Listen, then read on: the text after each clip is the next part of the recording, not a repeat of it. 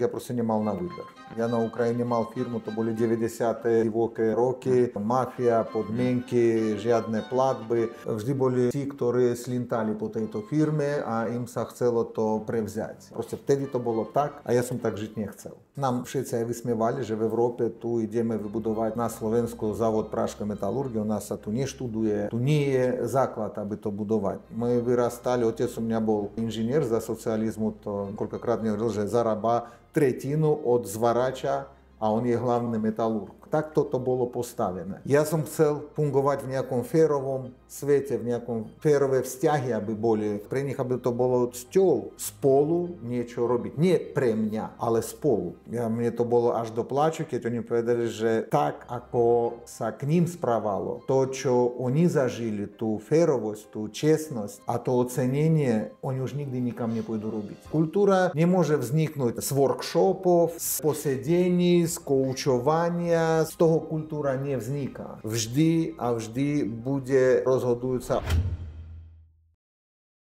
Prvá vec, čo ma zaujímala, že čo vás vlastne motivovalo k tomu prechodu, že z Ukrajiny potom na Slovensko? No z Ukrajiny, ja som proste chcel odísť z Ukrajiny. Ja na Ukrajine mal firmu, to boli 90-té divoké roky. Tam nie je ničo akoby skrývať, mafia, podmienky, žiadne platby a my mali výrobnú firmu. Takže u nás všetko muselo byť čisté, oficiálne a tam to fungovalo v tomto zmysle veľmi ťažko na jednej strane, na druhej strane s tým, že to predsa fungovalo. No v prvom rade to bol prvý súkromný závod na Ukrajine. Ja keď som odchádzal, to stále bol jediný, kde proste založil človek a mal závod. To mne v rok ani registrovať nechceli. Takže mohli ste sprivatizovať, ukradnúť štátu čokoľvek, len vás muselo byť viacero. Proste tak robil každý management štátnych fabrik. Že oni z riaditeľov a generálnych riaditeľov začali byť predsedami predstavenstva, ja neviem, takéto všetky tie hlúposti. Ale tak, aby založiť, sme boli jediní a mal som s tým kopu problémov, pretože na jednej strane boli zlé podmienky pre fungovanie, na druhej strane tým, že som fungoval, tak vždy boli tí, ktorí slintali po tejto firme a im sa chcelo to prevziať.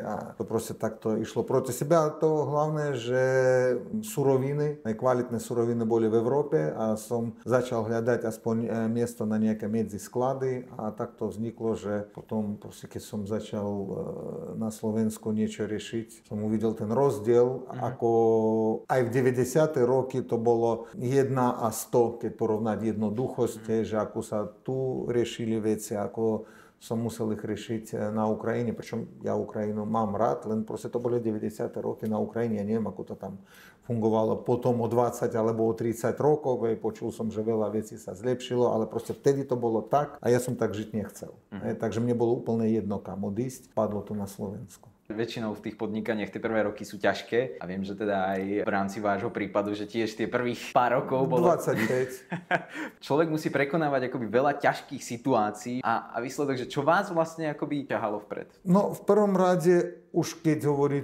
tu na Slovensku, tak ja proste nemal na výber.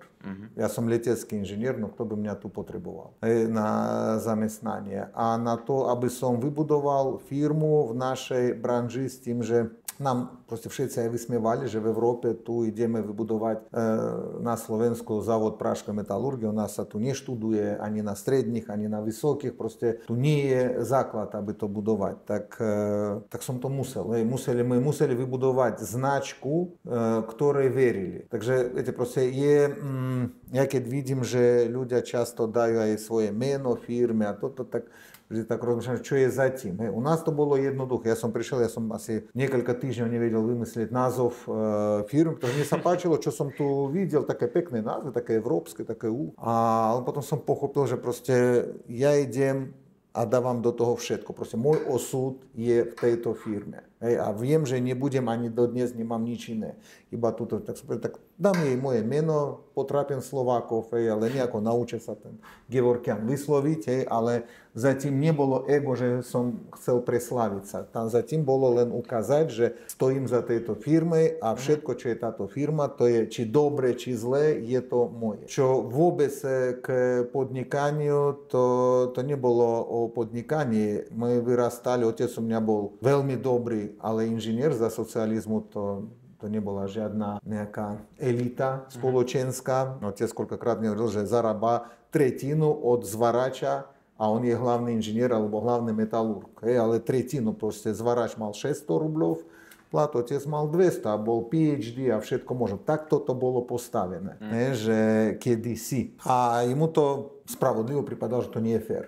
Že a ešte navyše, keď on nechcel byť komunista a neznášal ich, tak to proste kariéru nejakú nevedel urobiť. Tak ja som chcel fungovať v nejakom férovom svete, v nejakom férové vzťahy, aby boli. Aby som, otec celý život hovoril, že ako je možno. On odvedie takú robotu a za to nič nedostane. Toľko ušetrí.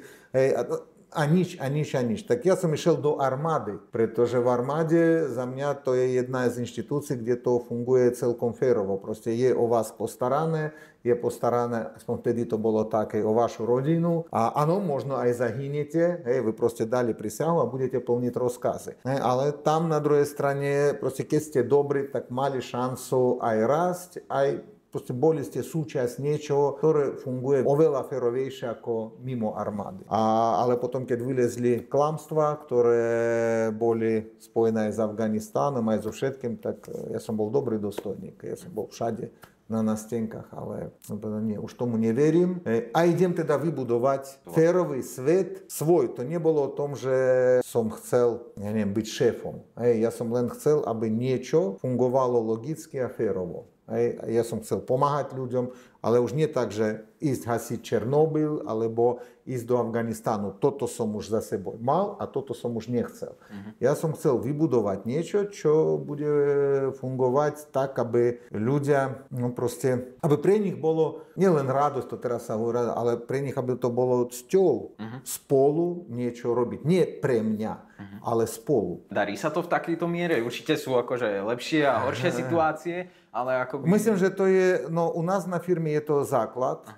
A ja poviem tak, že keď som odchádzal z Ukrajiny, mal som tam firmu 6 rokov a mňa zavolali zamestnanci, na také proste úplne navratnice, my už zatvárali, posledný kamión naložili, zavolali na chvíľku navratnicu tam v tej bude, tak mali prestretý stôl, pár fľaš vodky, ako sa patrí. Proste oni povedali, že oni ďakujú za to všetko. Ja som mal 26, 27 rokov, keď som zakladal tú firmu. Ja som bol proste vždy najmladší zamestnanec. To boli ujovia pre mňa, 50-60 roční ujovia, mali raz toľko rokov, koľko ja. A mne to bolo až do plaču, keď oni povedali, že tak, ako sa k ním správalo, to, čo oni zažili, tú férovosť, tú čestnosť a to ocenenie, oni už nikdy nikam nepôjdu robiť. Prosím, že oni nepôjdu. Jeden bude tam topánky opravovať, druhý klobúky šiť, čokoľvek, auta opravovať, tretí, proste oni nebudú už pre niekoho robiť. A to isté bolo aj v armáde. Ja som bol prvý dôstojník, čo v letectve Sovietskeho zväzu odchádzal. Mňa po prokuratúrom ťahali skoro rok. Ale ja keď som odišiel, moji podriadení okamžite všetci dali výpoveď. Že povedali, že oni už pod nikým iným nebudú. Ja si myslím, že toto nie je preto, že mám pekný nos, alebo pekné oči a chlapi mňa obdivujú.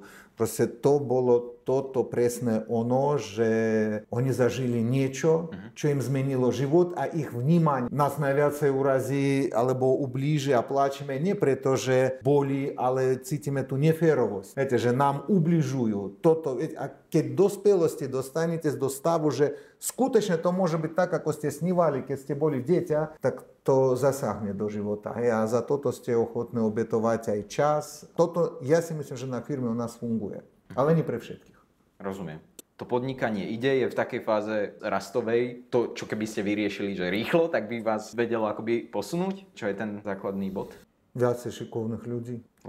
Viacej šikovných ľudí, ale takých talentovaných ľudí. Nie vyslovene talentovaných ľudí, viacej. To je asi hlavné, čo chýba. Ostatné chápeme, tam sú covidy, tam sú války, tam to proste sú veci, ktoré nie zmeníme, ale tie situácie zároveň prinášajú aj nejaké naozaj možnosti, len treba to vnímať, že OK, tak teraz treba toto, potom toto, ale na to všetko potrebujete ľudí. A keď chcete to naozaj robiť niečo tak seriózne, musia byť oddaní, ale musia byť aj šikovní. Potom ako pristupujete možno k tomu výberu ľudí? Akože nie každý je že vždycky otvorený tomu až tak, že brať to ako možno nejakú životnú cestu, hej? Že práca v nejakej firme, možno chcem len akoby... Skúsiť. Hneď ako počujeme to slovo na pohovore, tak už tú možnosť nedávame, pretože ja myslím, že ten pracovný trh výrazne pokazil sa tým, že tých dopyt je väčší ako ponuka a my vieme, že my proste, je to také, že toho človeka, ktorý sa nehodí, to proste cítite. A to každý cíti. Ale zo slušnosti, zo zvyku, z nejakých spoločenských tých blbostí, čo do nás natlačili z manažerských kníh, dávame šancu, dávame toto. Toto treba sekať. Bohužiaľ to ani ja neviem tak rázne. Ale ešte nestalo, aby na pohovore som nemal taký... A potom to vždy skončilo. Aj tak, to je proste úplne jedno, či to skončilo o 3 dní, či to skončilo o rok, alebo aj o 2, ale proste, a presne z toho dôvodu, z čoho bol ten pocit. Takže v prvom rade ten pocit, ako je to možno hlúpe a naši personalisti, HR manažery by nesúhlasili, ale to prvé, čo dávame na pocit, my často nezoberieme človeka, pokiaľ už vidím, ako po chodbe ide na pohovor, už to viem, že to nie je ono. Že proste takáto chodza na túto firmu nepatrí. Až chodza, hej? Áno. Chodza, vzhľad, ten výraz, taký ten unúdený, urázený, už dopredu na všetko, pomaly, takže za ten čas u mňa asistentka zbehne 3-krát hore-dole a ten ešte stále hýbe sa od dverí k personálnemu, že toto... Nie, často prosto príde, potom zavolám personálne, že pošlite ho preč, to ani nejdeme diskutovať. Stále sedíte vy osobne? Akoby, že sú aj nejaké kľúčové pozície, kde si to vyžaduje váš čas a potom sú aj pozície, kde to až tak nevyžaduje váš čas? No aj teraz počas rozhovoru volali, že tam management má stretnutie. No takto, táto firma nie je one-man show. Toto zase treba oddeľovať. Áno, volá sa to Gevorkian, ale hlavným cieľom, hlavná akože náplň mojej práce, alebo polovičná náplň je o tom, aby ľudia robili sami. Máme technického riaditeľa, máme výrobného riaditeľa, máme riaditeľa pre rozvoj, máme máme tých riaditeľov už dostatočný počet a skôr musím aj ja učiť sa, aj oni, aby medzi sebou spolupracovali bez toho zásahu odo mňa. Takže iba toto by malo byť, ale to je ešte tak nesplnený sen. No a ja často stretávam, že povie majiteľ, som firmu vybudoval, teraz už zasahujem iba do stratégie. No uvidíme, kedy ja dožijem toho stavu, že iba do stratégie, pretože uvidíme. Náš prípad to není, pretože my rozširujeme, my prikúpili ďalšie 2 firmy okolo nás, iba kvôli priestorom, aj tak sú už plné. Tam prikúpili pozemky, tam budujeme nejaké generátory, tam sami vyrábame plyny. Je toľko vecí navzájom pripojených, že skutočne veľakrát jeden riaditeľ nevie na čom, nie že nevie na čom, ale ako hlboko, ako ďaleko dopracoval sa ten druhý, to treba dávať dohromad a ešte proste aké máme potom predstavy. Prikúpili my konkurenčné firmy v Európe, to je tiež ďalšie kroky, to na tých fabrikách mnohí z našich ani neboli, takže to treba im nejakú predstavu, že čo stiahujeme, čo nesťahujeme, aké stroje prídu. Je to naozaj veľmi pestré a preto sem aj ľudia, toto proste každý musí u seba v biznese nájsť tých správnych. Ten človek, čo nie je správny pre mňa, pre našu firmu, on môže byť absolútne ideálny na druhom mieste v susednej firme. To neznamená, že to je nevhodný človek. To je proste človek, ktorý my vieme, že u nás na firme sa nehodí. Načatli ste veľmi, veľmi zaujímavú tému a to je samofungujúca firma. Že dodnes, že neviete, že kedy by tá firma mohla fungovať sama, čiže si vyžaduje nejaký váš pohľad, prístup, vaše skúsenosti a tak ďalej. A že vo viacerých rozhovoroch ste hovorili, že dodnes nemáte pracovný stôl. A že, nemám. A že ako teda vyzerá taký ako bežný deň, že ako si vyhodnocujete, že ten váš čas ako šéfa generálneho riaditeľa firmy, akoby, že ide efektívne, že či si to aj vyhodnocujete. No aj včera večer som písal, ja som bol na služobnej ceste, boli my s manželkou. Mal som zo sebou aj vodiča, kolegu, ktorý berieme, že on bude šoferovať, len tak ako my nasadli v Bystrici, tak aj Viedeň, aj Bratislava. Proste tak on aj sedel vzadu na mieste šéfa. Som nedostal sa k šoferovaniu, ale celý čas my s manželkou riešili práve veci okolo akvizícií. Že v Taliansku, v Maďarsku, v ďalších štátoch, ale riešili tak, že proste ona mne čítala doklady, ktoré stihla pripraviť, ja som hovoril, čo komu odpísať. Celý čas my robili. Tak toto bol super deň. Super deň. Ja som aj písal potom kolegom práve managementu, že počúvajte, taký užitečný, ako som bol pre firmu za ten deň, čo som nebol na firme, asi máme niečo nedobré, pretože proste to je zle. Toto znamená, že nevyužívame moju kapacitu na to, čo viem urobiť iba ja. Ja by som povedal tak, že keď ja hodnotím svoju robotu, ale aj rovnakú robotu každého, jedná sa o to, že táto robota naozaj mohla byť vykonaná človekom až takéto úrovni.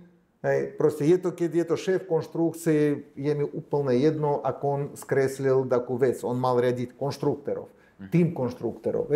Chápete, a takto je to isté, ako keď výrobný riaditeľ by išiel a osobne niečo lisoval a popri tom on má k tomu 100 ľudí vo výrobe. Takže toto je, u seba to zatiaľ dosiahnuť, ale aj z objektívnych dôvodov neviem, že niektoré alebo mnohé veci proste viazané aj na mňa, aby som zúčastnil sa a viete, teraz sú voľby v Spojených štátoch a všetci z napätí čakajú, že kto, tak pozrite, taký obrovský štát, tak všetko je tam nastavené, systémovo je tam, povieme tak, po našom parlamentu, tam majú všetko, ale aj tak závisí od toho, kto bude ten človek top. Takže mať ilúzie, ja vôbec neverím, že keď počujem firmy, že toto on už je šéf, on už je tam, kde za vodou, a firma funguje sama. Podľa mňa je to blbosť. Podľa mňa je to blbosť, firma sama, ak niekto chce začať podnikať, aby potom firma fungovala sama, to je ilúzia a tá firma padne. Keď v takých veciach ako štáty, to je na jednej osobnosti a to vie proste celé Európe zatriasť, tak to určite nemôže byť, že vo firme opustím. Ja osobne poznám x prípadov, keď človek takto už bol presvedčený a tá firma proste potom padla. Tam už je len akoby otázka toho nástupníctva možno, že či je možnosť potom akoby z toho pohľadu jasné, že predpokladám, táto firma je váš život, tak ako ste pred chvíľou povedali, že teda vás to aj baví, vás to naplňa, že už po toľkých rokoch si predstaviť, že nemám čo robiť, to by mohlo byť aj problém, že ako by to potom vyzeralo, a teda je cieľ, že jedného dňa akoby odovzdať tú firmu, však aj som čítal, že v podstate že hovoríte o tom ako o rodinnej firme, aj viem, že váš syn... Áno, aj syn robí vo firme, bolo by, len viete, je vždy problém pri odovzdaní, proste je to tak generačné, ja nechcem krivdiť synu, ale proste vždy, čím je lepší tá predchádzajúca generácia, alebo aj v akomkoľvek štáte, ten prezident, čím je silnejší vodca predtým, tak o to je ťažšie tomu druhému nastúpiť, viete, a nejako toto je problém, tak dúfam, že synu sa to podarí a preto snažím sa vybudovať. Len on už tú úlohu ani nemá.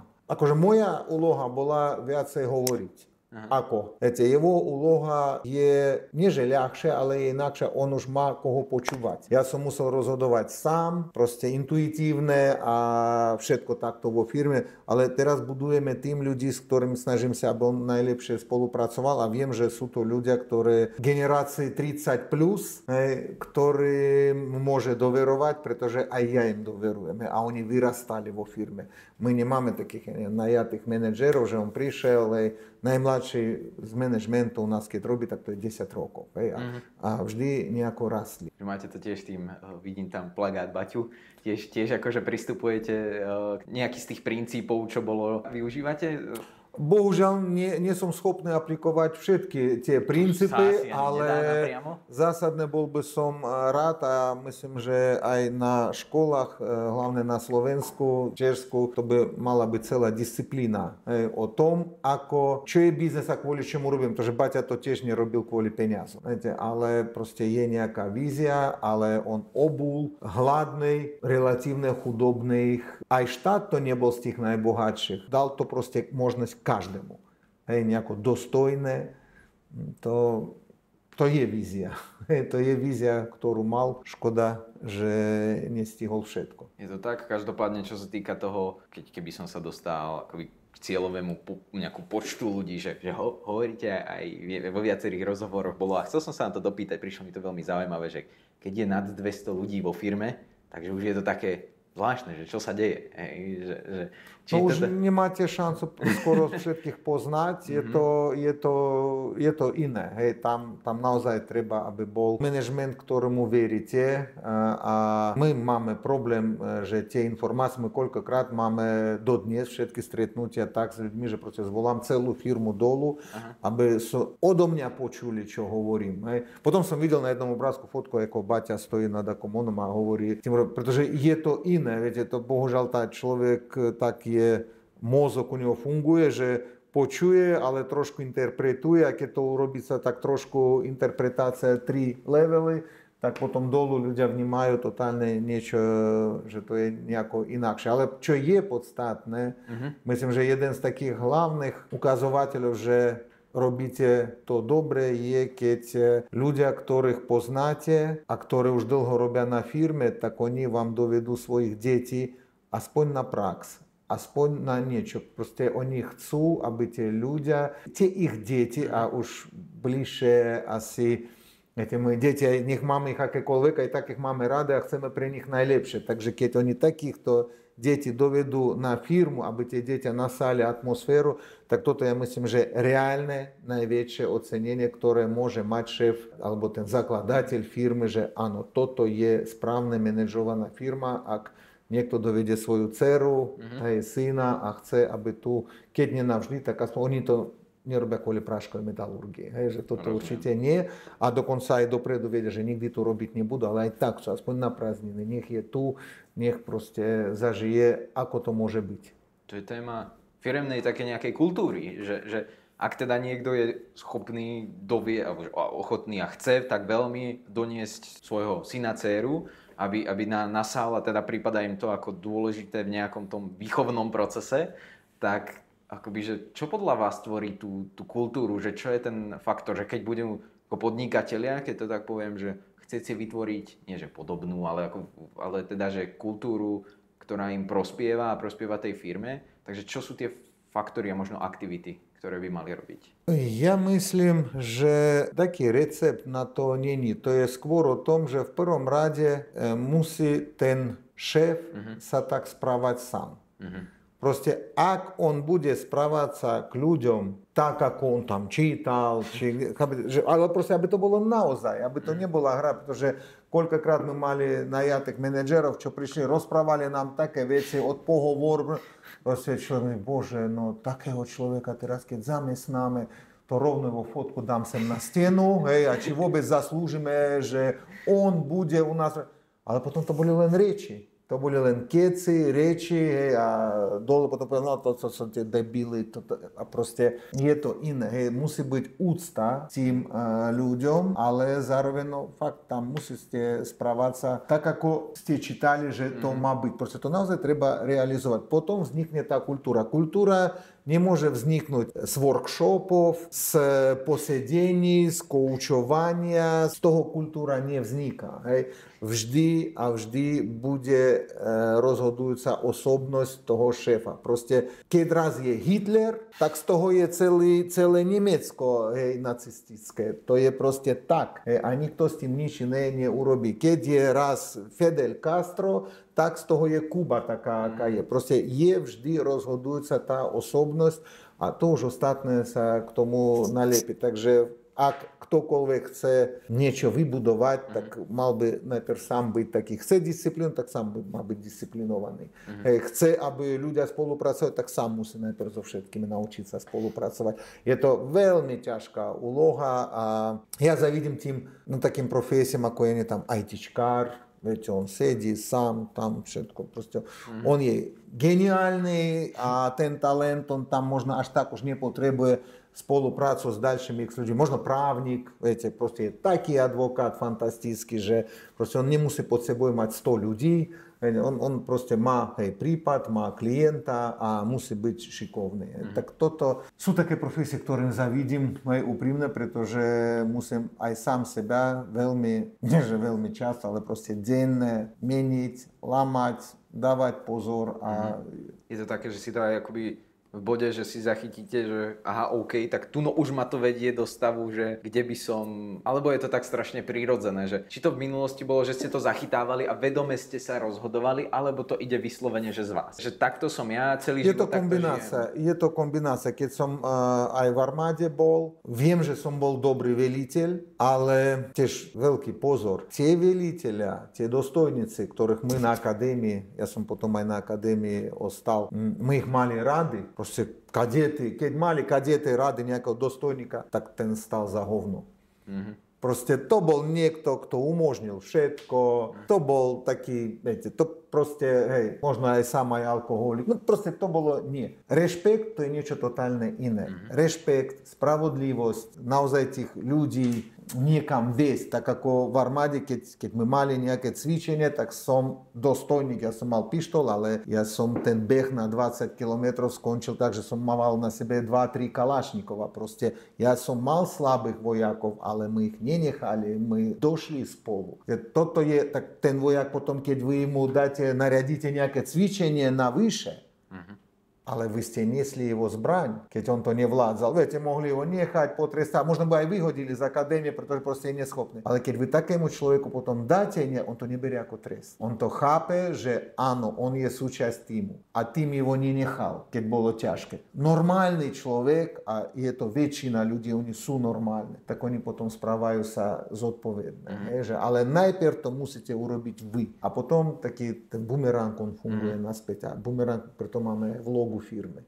Toto je logo, je niekoľko bumerangov, že všetko v živote je taký bumerang. Tam je ešte taká, že ja osobne v živote vidím taký nejaký pohľad na vec, že niekedy je aj dobré nechať toho človeka možno, že robiť možno vlastné rozhodnutia, niekedy aj akoby, že niekedy keď ten človek sa naučí najlepšie, že keď sám sa rozhodne a sám niečo pokazí. Ja som si uvedomil, že keď tomu človeku dám strašne veľa a niekedy veľa chcem, tak ho to pokazí, že ja mu tým škodím.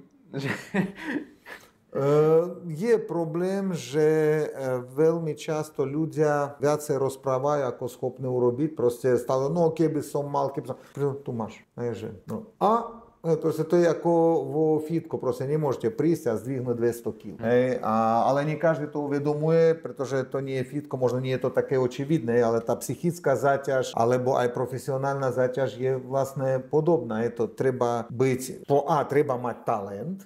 Ja viem, že mňa môžu skúšať, no proste nie som hodný na balet, aj keby som 50 rokov dozadu vrátil sa, proste nemám na to talent. Ľudia to takto nevnímajú možno aj tam, kde pôsobia. Niekto má talent niekoho učiť, niekto je tak šikovný, ale proste absolútne nevie, potrebuje mať ani jedného podriadeného, proste sa zrúťa z toho, že sa on o nich nestará. Je to naozaj veľmi, veľmi komplikované a ja rokmi, čím ďalej žijem, tým viacej chápem mnohé veci, čo mne otec hovoril, keď som mal 15, 20, 30, že až teraz to chápem. Sú nejaké také, že tu sú aj taká téma, že nejakých manažerských, a nazvem to tak, že skúseností, ale možno niekedy aj, že poučení vlastných, že sú nejaké také, ktoré za tých 27 rokov podnikaní ste si vyhodnotili, že OK, možno keby som toto vedel skôr, možno pri tom manažmente alebo v tom podnikaní ako celkovo, takže by mi to pomohlo? Nezaťažovať sa idiotmi. Proste nezaťažovať sa idiotmi. Je ich stále veľa. Jeden taký niekto, kto vás proste či už morálne, psychicky vydierá, vás môže stať, keď nepoviete včas nie a tak rázne, že proste už zo života vyškrtnete toho človeka, tak toto zoberá potom strašne veľa energii, roky, takže proste keď cítite, že niekto je idiot, prečo toho? Či to je, ja neviem, kamaráty, či to je v biznese, proste treba nevenovať čas, nemíňať. Otec mne hovoril, ja viem, to až rok mi chápem, že nemíňať čas na idiotov. Občas sa tomu hovorí, že to je diagnóza, je na to papírik, ale to je úplne jedno, ono vám ničí život. A tiež je to také, že keď už sa s niekým musíte rozlúčiť, že Čo sú väčšinou tie dôvody? Ako, jasné, keď to nezgeneralizujeme a nehodíme to tak, že nie každý asi musí byť idiot na to, aby nemohol pracovať v Gevorkiane, hej? Že v podstate, keď to tak poviem, že čo sú možno tie pravidelné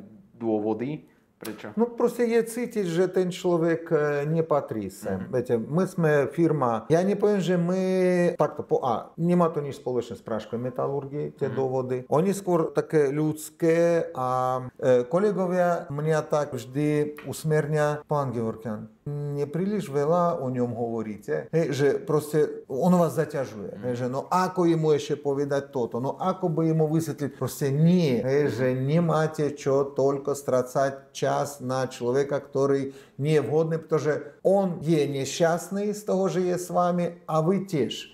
A zase to není manželstvo, nemáte 7 spoločných detí, proste dobre, je tu na okolí x firiem, nech ide tam vyskúša, pričom veľmi často sú nešťastní, pôjdu, vyskúšajú a potom pýtajú sa naspäť, že pochopili, že vlastne, čo, u nás možno ešte je problém, že my nemáme strach brať absolventov. Hej, a pre mnohých ľudí je to prvé zamestnanie v živote.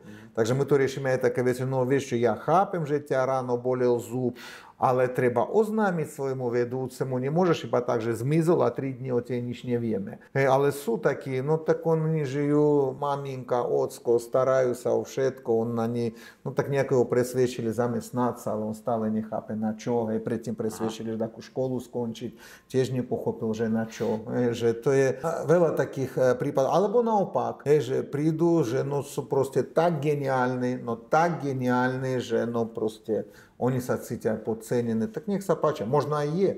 Možno my nemáme čím naplniť jeho genialitu. Nech ide a možno bude mať radšej svoju firmu alebo na nejakú inú firmu. No proste nie je to naše. Ono je to cítiť, že taká nespokojnosť vzájomná. Ja napríklad toto v povahe nemám. Ja sa veľakrát hanbím, proste začať s tým človekom rozprávať o problémach. A často býva úplná hlúposť. Úplná hlúposť, ktorú stačí len povedať alebo opýtať sa. A keď ten človek vám povie, že myslíte, že Boha, toto jeho trápi, veď nech sa páči, túto máš a raz, dva vyriešil, či už tam s jeho priamým nadriadením, ale proste viete, ale ten človek mal z toho stres, mal z toho problém a reálne to fakt stálo za nič. Toto zase mám kolegov, od ktorých sa ja učím tejto vlastnosti, že hovorí výrobný kontroling pani, ktorá u nás kedysi bola výrobný riaditeľ, tak som od nej veľa naučil sa.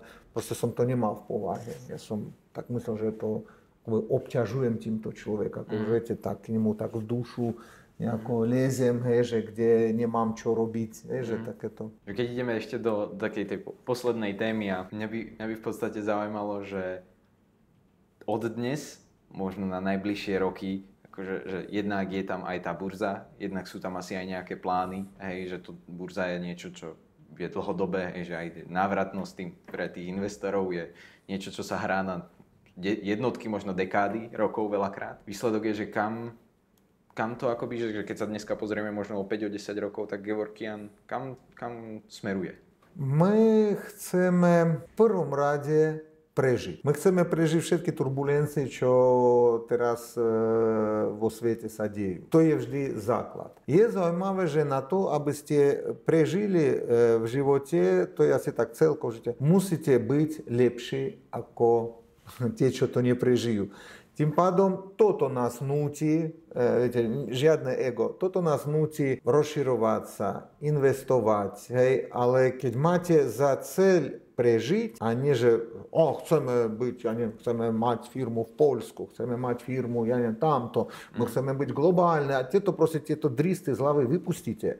A fakt vám jedná sa o to, aby ten biznis bol silný, aby tá firma prežila čokoľvek.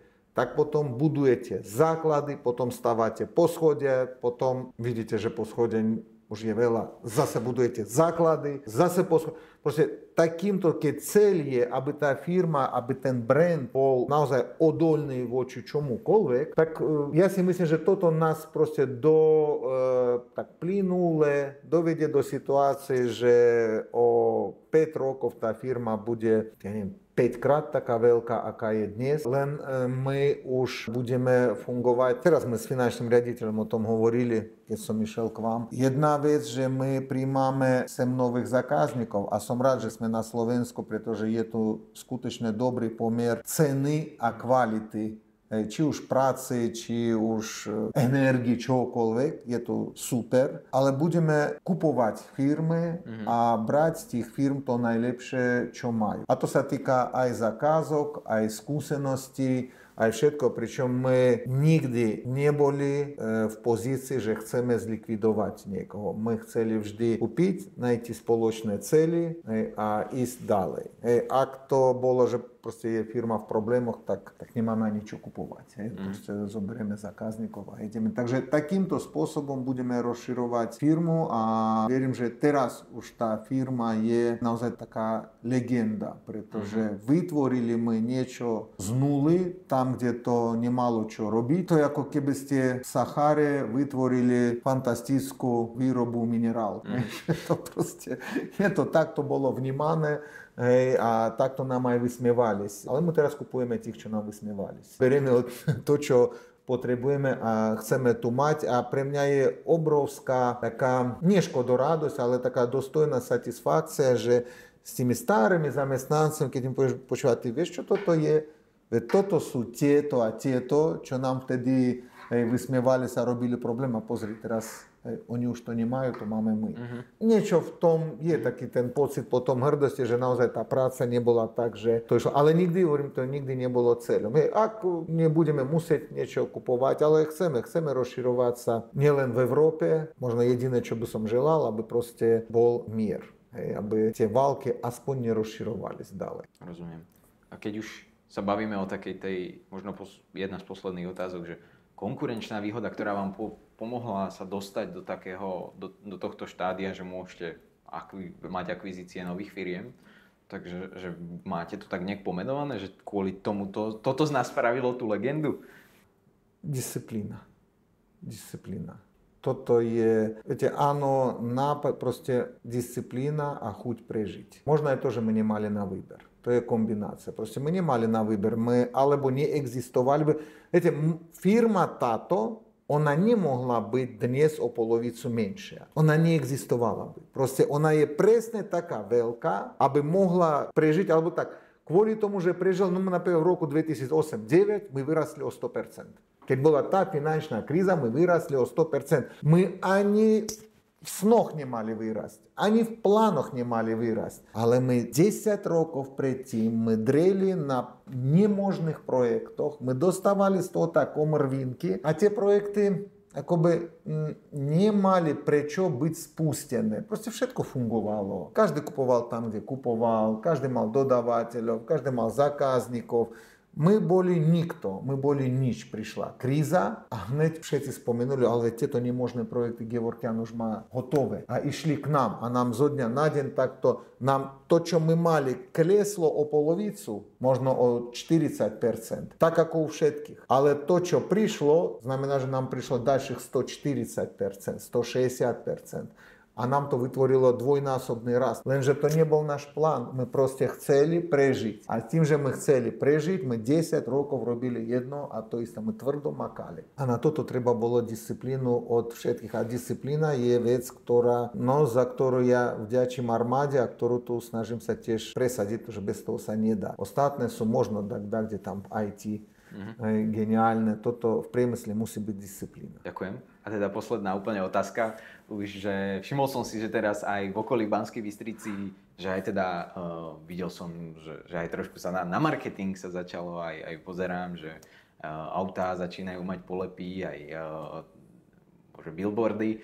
Tak v podstate je to tiež akoby, že súčasťou stratégie na prilákanie, vyriešenie toho úzkeho hrdla, teda tých ľudí? Hej, a v niektorom zmysle, viete, tá celá situácia na Slovensku, ona mňa bolí fyzicky, pretože ja som z Arménska. Mali my 5 milión ľudí, keď som odchádzal ja z Arménska. To je Slovensko. Hory podobné, hej, všetko podobné. A mali my fantastický priemysel. Fantastický. Proste my, na rozdiel od Slovenska, my nemali nič iné, iba priemysel. My hory mali, ale oni sú holé. Hej, tam proste je kameň. A na tomto je koniec. A nič iné okrem priemysla v Arménsku nebolo. Dnes v Arménsku neexistuje ani jedna fabrika. A obyvateľstvo je 2 milióny. A keď prídete niekam, že vás budú obsluhovať, vás obsluhujú Nepálci, Indovia. Ja toto nechcem na Slovensku. Proste ja naozaj chcem, aby naša firma na Slovensku bola ďalších 100 rokov a posnažím sa aj dožiť toho času, pozrieť to, skontrolovať, ako to funguje. Na toto treba, aby talentovaní ľudia tu ostali. A o tomto sú naše billboardy. Ja s kolegou z marketingu zásadne nesúhlasil napísať tam pridaj sa k nám, poď. Nie. My chceme, aby talent ostal tu, možno zapadne k nám, možno k susedu. To je jedno. Ale talentovaní ľudia, mladí, aby nech idú von. Nech uvidia, čo koľko stojí, ale nech potom vrátia sa a majú kam sa vrátiť. Aby to bola robota, ktorá ich naplní. Tak je to skôr o tom povedomí, že aj tu na Slovensku človek vie mať dostojnú prácu, dostojný život a dúfame, že sa zlepší medicína a školstvo. Tak to dúfame asi všetci. Ďakujem za rozhovor.